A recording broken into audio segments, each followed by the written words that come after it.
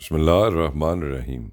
روز نامہ الفضل انٹرنیشنل، سوموار 13 نومبر 2023۔ الفضل ڈائجسٹ، مرتبہ محمود احمد ملک۔ اس کالم میں ان اخبارات و رسائل سے اہم و دلچسپ مضامین کا خلاصہ پیش کیا جاتا ہے جو دنیا کے کسی بھی حصے میں جماعت احمدیہ یا ذیلی تنظیموں کے زیر انتظام شائع کیے جاتے ہیں۔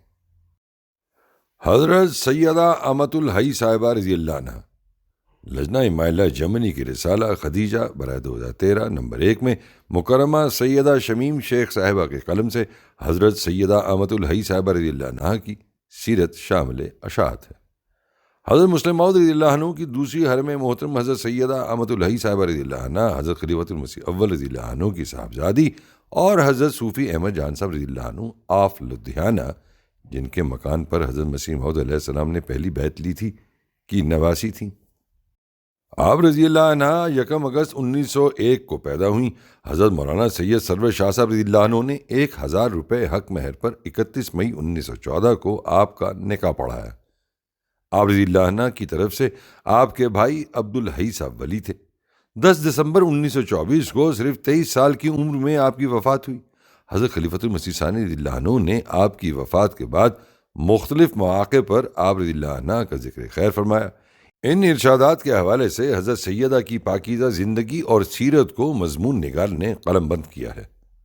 حضور رضی اللہ عنہ فرماتے ہیں کہ امۃ الحی اپنی ذات میں بھی نہایت اچھی بیوی تھی، مگر ان میں ایک خاص بات بھی تھی۔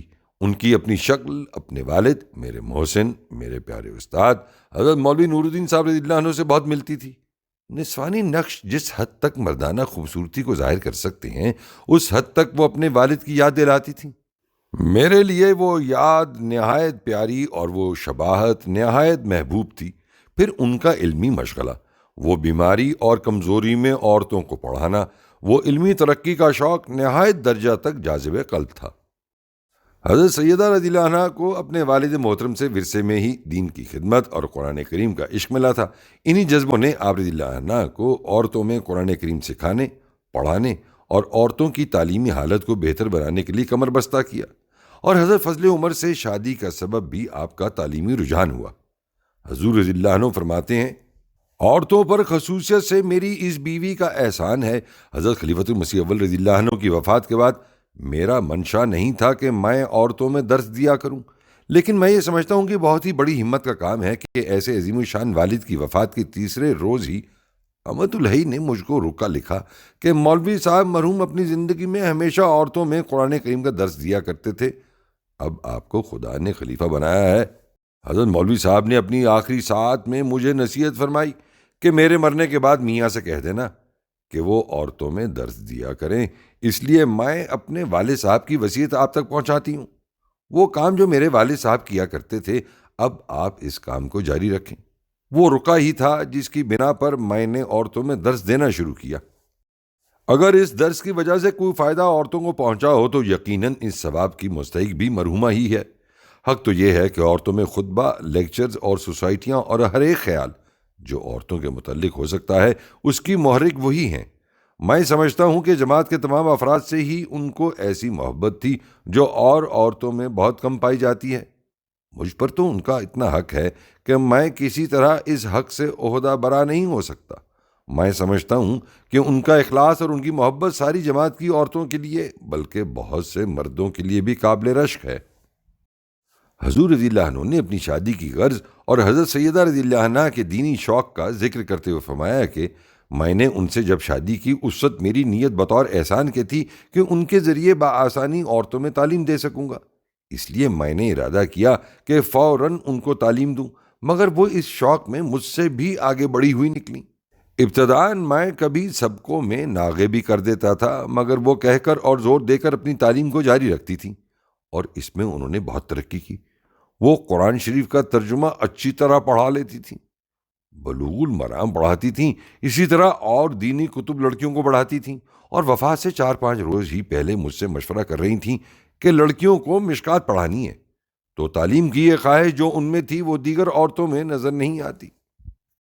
اس رشتے کی کامیابی اور اس کے نتیجے میں حاصل ہونے والے انعامات و برکات کا ذکر حضور یوں فرماتے ہیں، میں نہیں جانتا تھا یہ میری نیک نیتی اور اپنے استاد اور آقا کی خواہش کو پورا کرنے کی آرزو ایسے اعلیٰ درجے کے پھل لائے گی اور میرے لیے اس سے ایسے راحت کے سامان پیدا ہوں گے۔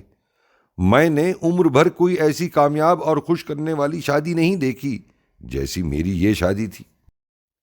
آپ رضی اللہ عنہ کے ایمان و تقوی کا ذکر کرتے ہوئے حضور رضی اللہ عنہ نے فرمایا کہ رسول کریم صلی اللہ علیہ وآلہ وسلم نے فرمایا کہ روحیں ایک دوسرے سے وابستہ اور پیوستہ ہوتی ہیں، یعنی بعض کا بعض سے تعلق ہوتا ہے، اور میں سمجھتا ہوں کہ میری روح کو امۃ الحی کی روح سے ایک پیوستگی حاصل تھی۔ ان کے اندر ایک ایسا ایمان تھا حضرت مسیح موعود علیہ السلام پر، ایک ایسا یقین تھا اسلام کی صداقت پر جو ایمان اور یقین بہت کم عورتوں میں پایا جاتا ہے۔ ان کے اندر ایک یقین اور وثوق تھا تمام سلسلے کے کاموں کے متعلق۔ میں نے ہمیشہ ان کے ایمان کو خلافت کے متعلق ایسا مضبوط پایا کہ بہت کم مردوں میں ایسا ہوتا ہے۔ ان کی دین سے محبت، ان کی حضرت مسیح موعود علیہ السلام سے محبت، ان کی وہ حالت ایمان جو دین کے دوسرے شعبوں کے ساتھ تھی، میرے حساس قلب کو متاثر کیے بغیر نہ رہ سکتی تھی۔ آپ رضی اللہ عنہ کی وفات سے حضور رضی اللہ عنہ کو بہت صدمہ پہنچا۔ آپ رضی اللہ عنہ نے فرمایا، میرے اپنے خیال اور ارادے میں جس ہستی کے اوپر میرا ہاتھ تھا اور جس پر مجھے بڑی امیدیں تھیں، وہ ہستی مجھ سے جدا ہو گئی ہے۔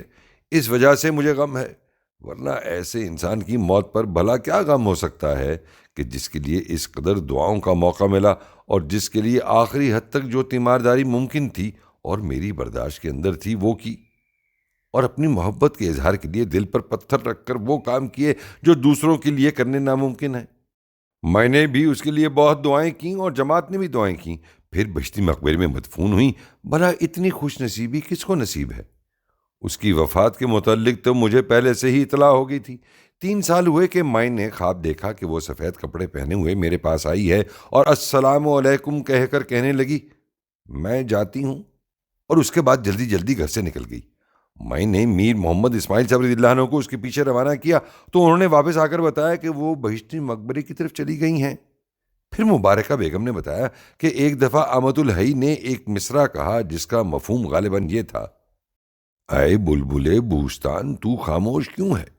اور مجھ سے کہا کہ میں جب فوت ہو جاؤں گی تو آپ اس پر مصرے لگانا۔ مبارکہ کہتی ہیں کہ میں نے کہا کہ نہیں، میں آپ سے پہلے فوت ہوں گی، میری وفات پر آپ نے اس پر مصرے جوڑنے ہوں گے۔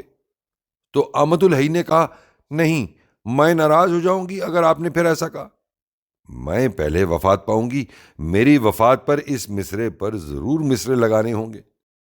مرحومہ فوت ہو گئیں اور میرے دل کا ایک کونا خالی ہو گیا۔ اللہ کے فضل ہوں اس قدر اس کے والد پر اور اس مرحومہ پر، ہاں اس قدر کہ وہ دونوں حیران ہو کر اپنے رب سے پوچھیں کہ آج کیا ہے کہ تیری رحمت کا دروازہ اس رنگ میں ہم پر کھل رہا ہے، اور ان کا رب ان کو بتائے کہ میرے بندے محمود نے اپنا ٹوٹا ہوا دل اور اشک بار آنکھیں میرے قدموں پر رکھ کر مجھ سے درخواست کی ہے کہ میں تم پر خاص درود بھیجوں، اور یہ اسی درود کی ضیا باریاں ہیں جو تم پر نازل ہو رہی ہیں۔ حضرت سیدہ امۃ الحی صاحبہ رضی اللہ عنہ اور حضرت سیدہ سارہ بیگم صاحبہ کی خصوصیات کو حضور رضی اللہ عنہ نے ایک بار یوں بیان فرمایا، امۃ الحی کی مثال ایسی تھی جیسے کوئی پھولوں سے خوشبو جمع کرتا ہوا چلا جائے۔ سارہ بیگم کی مثال ایسی تھی جیسے کوئی صبر سے انتظار کرے اور جب پھولوں میں بیج آ جائیں تو وہ ان بیجوں کو جمع کرے تاکہ انہیں دوسرے باغیچوں میں بو کر نئے پھول پیدا کرے۔ ایک بجلی ایک چمک تھی جو دنیا کو روشن کرتی ہوئی چلی جاتی ہے، ایک بارش کی باریک پھوار تھی جو زمین کے اندر دھنس کر نظروں سے اوجھل ہو جاتی ہے۔ اول ذکر ان خوش قسمتوں میں سے تھیں جو اپنی چمک سے لوگوں کی توجہ کو کھینچ لیتے ہیں۔ ثانی ذکر ان لوگوں میں سے تھیں جو خاموشی سے اپنا خون درخت کی جڑ میں ڈال دیتے ہیں اور ہمیشہ کے لیے فراموش کر دیے جاتے ہیں۔ اول ذکر ایک بڑے باپ کی بیٹی اس کے شاگردوں کے حلقے میں عزت کے ساتھ زندگی بسر کرنے والی تھی۔ ثانی ذکر اپنے وطن سے دور، اپنے جان پہچان کے لوگوں سے علیحدہ اجنبیوں میں زندگی بسر کرنے کے لیے آئی اور خاک ساری سے اس نے اپنے دن پورے کر دیے۔ حضرت سیدہ رضی اللہ عنہ خواتین احمدیت کی دینی اور تعلیمی ترقی کی خشت اول تھیں۔ لجنہ امام اللہ کے قیام سے وفات تک آپ رضی اللہ عنہ جنرل سیکرٹری رہیں۔ آپ ہی کی کوششوں سے جلسہ سرانہ پر عورتوں کے لیے علیحدہ اور باقاعدہ قیام و طعام اور تقریروں کا انتظام رہا۔ آپ رضی اللہ عنہ جلسہ سالانہ پر تقریر بھی کرتی رہیں اور لجنہ کے رسائل میں مضامین بھی لکھتی رہیں۔ آپ رضی اللہ عنہ نے خدمت کرتے ہوئے کبھی بیماری کی پرواہ نہیں کی۔ اللہ تعالیٰ نے آپ رضی اللہ عنہ کو ایک بیٹے صاحبزادہ مرزا خلیل احمد صاحب اور 2 بیٹیوں سے نوازا۔ لجنہ مائلہ جرمنی کی رسالہ خدیجہ برائے 2013 نمبر 1 میں حضرت مرزا بشیر احمد صاحب رضی اللہ عنہ کی ایک نظم شامل اشاعت ہے۔ اس نظم کے حوالے سے آپ رضی اللہ عنہ خود فرماتے ہیں، لوٹ 2 قسم کی ہوتی ہے، ایک یہ کہ کسی کے مال یا جان پر ظلم کے رنگ میں ڈاکہ ڈالا جائے، یہ لوٹ بدترین گناہوں میں سے ہے۔ دوسری قسم کی لوٹ یہ ہے کہ پاک محبت کے تاروں میں باندھ کر دوسرے کے مال و جان کو اپنا بنا لیا جائے۔ ایسی لوٹ انسانی روح کی جلا کے لیے ایک بھاری نعمت ہے۔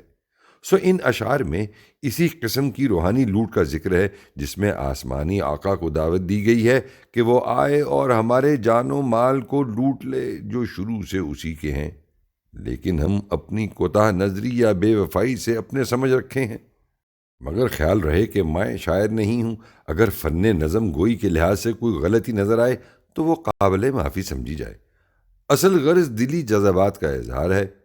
پہلے 2 شعروں میں ایک قرآنی آیت کا مفہوم پیش نظر ہے، میری سجدگاہ لوٹ لو، میری جبیں کو لوٹ لو، میرے عمل کو لوٹ لو اور میرے دین کو لوٹ لو، میری حیات و موت کا مالک ہو کوئی غیر کیوں، تم میری ہاں کو لوٹ لو، میری نہیں کو لوٹ لو، رنج و طرب میرا سبھی بس ہو تمہارے واسطے، روح سرور لوٹ لو، قلب حزین کو لوٹ لو، جب جان تمہاری ہو چکی پھر جسم کا جھگڑا ہی کیا، میرا آسمان تو لٹ چکا اب تم زمیں کو لوٹ لو، نانے جویں کے ماں سوا دل میں میرے ہوس نہیں، چاہو تو اے جاں آفریں نانے جویں کو لوٹ لو، گھر بار یہ میرا نہیں اور میں بھی کوئی غیر ہوں، اے مالک کون و مکان آؤ مکین کو لوٹ لو۔ صدقات ابن سعید۔